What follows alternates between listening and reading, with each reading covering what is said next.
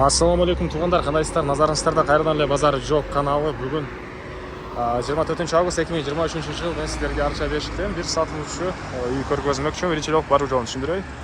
Азыр мен турган жер Сады Бакасов жана Южный магистралдын кесилишинде турам. Так, ушул жерден сиздер түштүктү карай жүрөсүздөр. Ойслата көчөсү 81-даректе сатылуучу үй жайгашкан. Биринчи Бердибаева көчөсү, андан кийин Ойслата көчөсү калат. Ориентир тугандар, мынакей Южный магистраль Сады Бакасов. Бул жакта Газпром спорттук комплекси же болбосо бул жактагы Сүмбүл чоң баня беле ошого ориентир алсаңыздар болот тугандар. Жана ошондой эле бул жерде мечит. Мынакей Сады Бакасов көчөсүнүн башталышында. Бул мечит да жакын үйүбүзгө. Үйдөрүбүздө дагы мечит бар, ал дагы жакын болуп калат экен. Эми барып калган маалыматты үйгө жетип берейин тугандар. Мынакей тугандар, келүү жолун түшүндүргөнчү бүгүнкү чыгашта сатылуучу үйгө да жетип келип калдым. Бул үйүбүздүн көчө тараптан көрүнүшү. Дарек Ойслата көчөсү 81-дарек болуп калат тугандар. Так, участогу 5 соток. Эң эле батыш чек ара мынакей бул забор бүткөн жерден башталат. Эң эле чыгыш чек арасы мынакей бул дарбаза бүткөн жерге чейин. Жалсан жерден 5 соток көчө тараптан мынакей калитка, бул жагынан дарбаза жана бийик забор и мондай тротуарлар эме менен. И андан нары, анан сиздер видеонун башында айткандай бул жактагы мынакей Сады Бакасов көчөсүнөн дагы, бул жактан Чортеков көчөсүнөн дагы чыксаңыздар болот. Мектептер боюнча айтсак, жакын жерде мектеп бар экен. Арча бешикте билесиздер тугандар, медреселер, 2 мечит жакын экен тугандар. Бул үйүбүзгө. Так, анан бул мынакей участоктун чыгыш тарабы, эң эле чыгыш чек арасы ушул жерге чейин. Андан нары.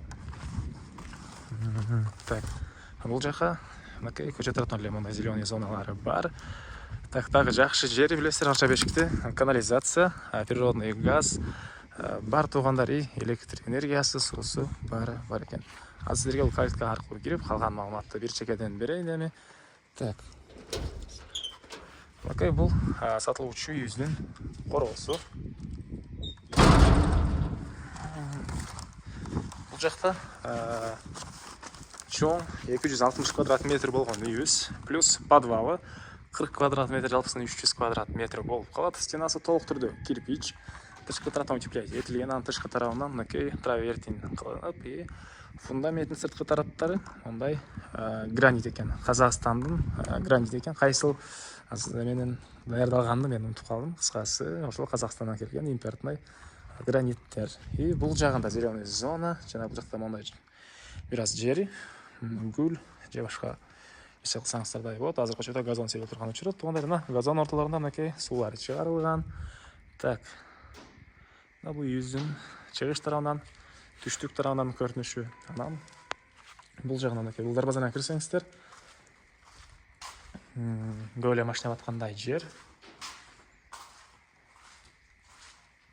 Көрүп турсаңыздар, ремонт и төрүндө барбекю, очокона баары бар. Аларды азыр видеонун жүрүшүндө бир чекеден көргөзөм. Тугандар, мен сиздерге биринчи эле алып үйүбүздүн ички тарабын көргөзөйүн. Так, анан дагы эмне маалыматы? Отопление. Экинчи этаж батареялар менен жылыйт, паровое отопление. Биринчи этаж болсо водяной теплый пол. Газовый котел менен подвалда котелубуз жайгашкан. Ошол котел менен бардык бөлмөлөр жылыйт тугандар. Андан ары мынакей бул тепкичтер, мынакей мондай көтөрүңүздөр чоң темирден болгон эшик орнотулган тугандар.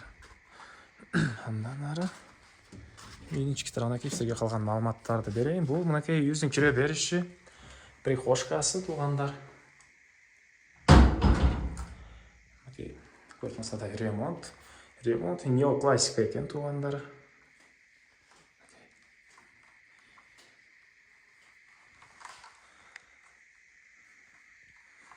Так, андан ары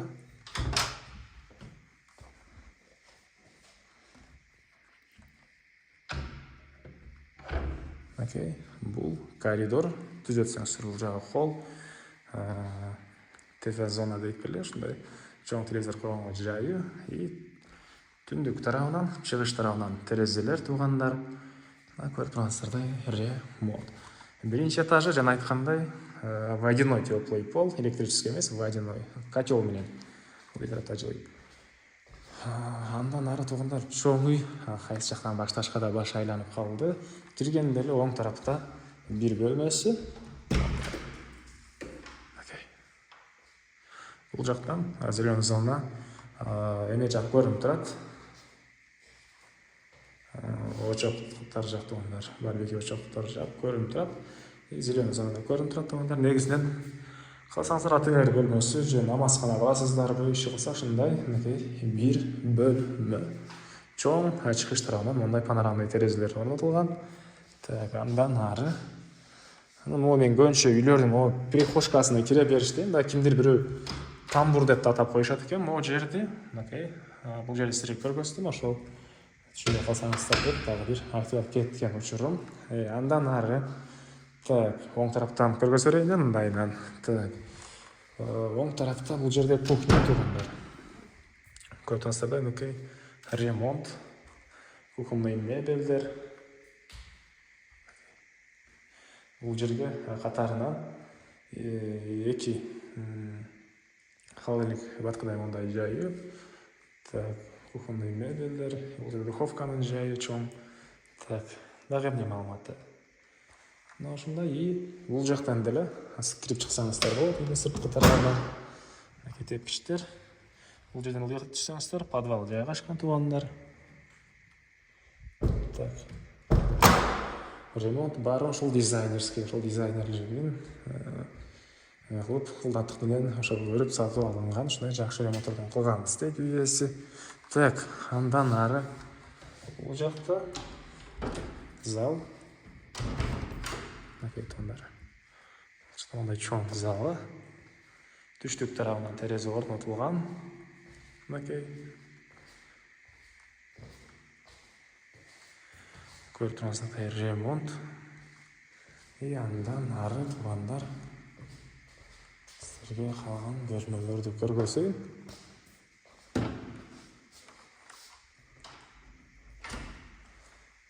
Мынакей бул жакта биринчи этаждын санузелы, мынакей туугандар.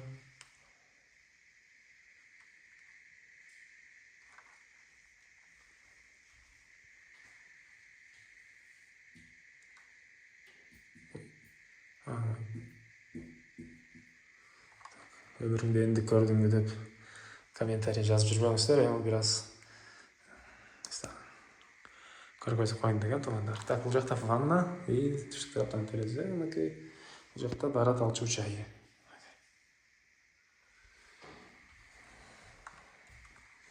Так, андан ары туугандар эми сиздерге экинчи этажды көргөзөйүн. Бул жакта тепкич түбүндө кладовка, жанагындай пылесос, жана башка сыяктуу буюмдарды койсоңуздар болот, жыйнасаңыздар. Бул мынакей экинчи этажга чыгып кеткен кичизин өйдө тарабы, потологу дейбизби? Экинчи этаж мынакей отоплениялары, батареялар менен жылыйт ушундай туугандар. Мынакей экинчи этажыбыз туугандар. Холл экинчи этаждын. Бул жагында терезе зонасы, терезелер койгонго жайы. Так, анан бул жерден калган бөлмөлөргө бир балконго чыгып кете алабыз. Оң тарапта бир бөлмөсү. Мынакей көрүп турасыздар, ремонт. Мынакей түштүк тараптан жана чыгыш тараптан терезелер орнотулган. Бул жерден мынакей тоолор көрүнүп, кенен жаш табият көрүнүп турат. И жаз айларында жапжашыл болуп сонун көрүнөт туугандар тоолор могу жерден. Бул жактан район кенен көрүнөт экен. Так, андан ары эми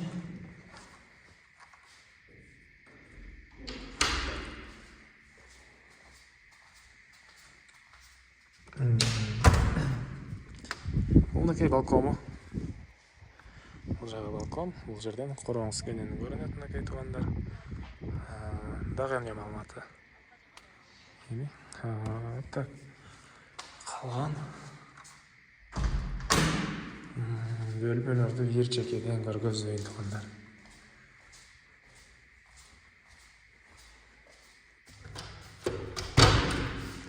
Бул жакта малый зал, кичинекей зал деп коет экен. Мону негизинен мынакей ушундай улуттук оймочу эме улуттук бөлмө десе деле болот дейт үй ээси. Ушундай дизайнмен жасалган. Чыгыш тарабынан терезеси. Көрүп турганыңыздардай ремонт. Андан ары сіздерге кийинки бөлмөнү көргөзөйүн туугандар. Мынакей бул жакта бир спальный бөлмө.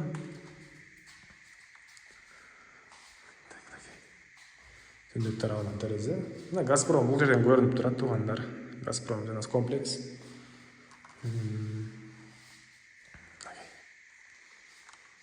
Жал. Бул спальный бөлмө өзүнүн санузели. Мынакей.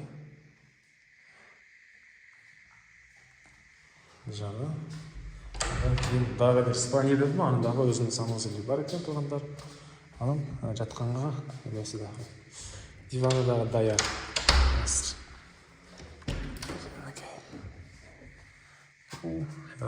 Экинчи спальный бөлмө.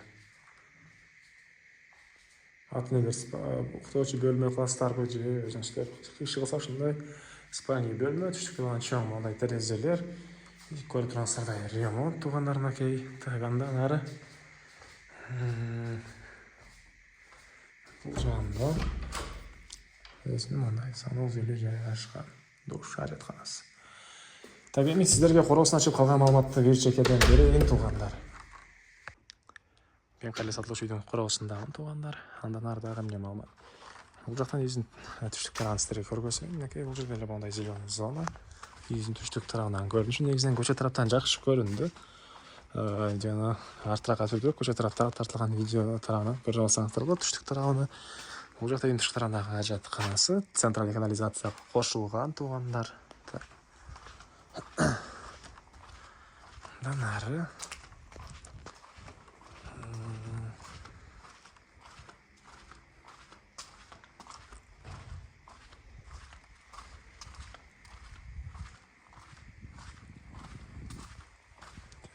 бул жакта мынакей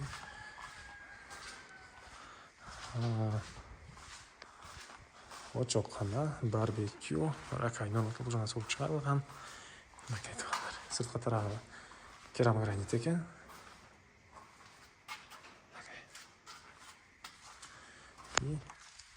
Бул үйдүн түндүк чыгыш тарабынан көрүнүшү туугандар. Сиздерге көргөзгөн бир подвал калды окшойт. Анан жамгырдын суусу куйулган жерлери баары ылдыйда чоң септик кылынган, ошол жерге куюлуп кетет экен туугандар. Ошол жамгырдын суусу куйулган жердин ылдый тарабында чоң септиктер бар. Так. Тегеренте монда бийик забор, и бул жерде подвалы.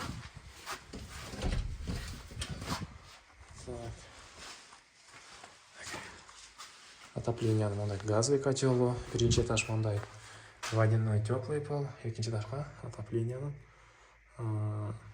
батареялары менен жой.